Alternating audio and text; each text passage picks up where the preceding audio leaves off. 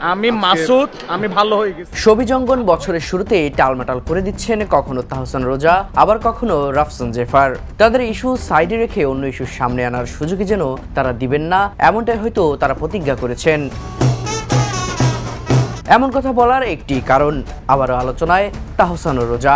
এবার সেই আলোচনার চাকে ঢিল ছুঁড়েছেন তাহসানের সদ্য সাবেক স্ত্রী রোজা।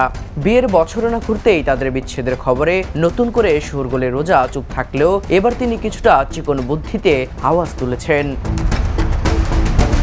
তাহসান যখন বিচ্ছেদের গুঞ্জন নিয়ে কথা বলছিলেন তখন রোজা ছিলেন একদমই চুপ। তাই ভক্তদের অনেকেই ভাবছিলেন মান অভিমানের পালা ফুরলে হয়তোবা এক হবেন এই দম্পতি, কিন্তু সেই আশায় শীতের আবহে জল ঢাললেন রোজা।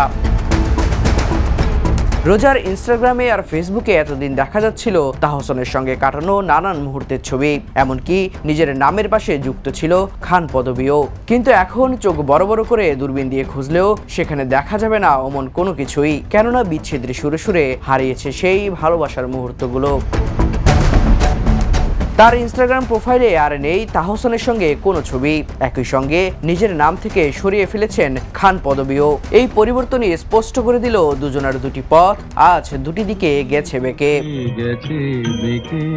এদিকে সম্পর্ক ভাঙার কষ্টে রোজা নিজের জীবন উপভোগ করছেন ঠিক নিজের মতো করে। তার পোস্টগুলোতে নিজের মতো করে সময় কাটানোর ইঙ্গিত স্পষ্ট, কখনো বাইরে খেতে যাওয়া, কখনো রাতের শহরে ঘোরাঘুরি, কখনো আবার হাতে আংটি বা ফুলের ছবি নিজের জীবনের মুহূর্তগুলো ভাগ করে নিচ্ছেন তিনি। বিচ্ছেদের গুঞ্জনের মধ্যেও রোজার এই নীরব উপস্থিতি সামাজিক যোগাযোগ মাধ্যমে নতুন করে আলোচনার জন্ম দিয়েছে। এই আলোচনায় অনেকেই বলছেন রোজা কি তবে প্রতিশোধ দিচ্ছেন ঠিক অন্যভাবে।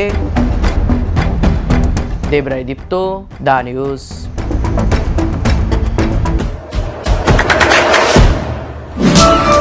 দেশে দেশে সবার সাথে দ্য নিউজ।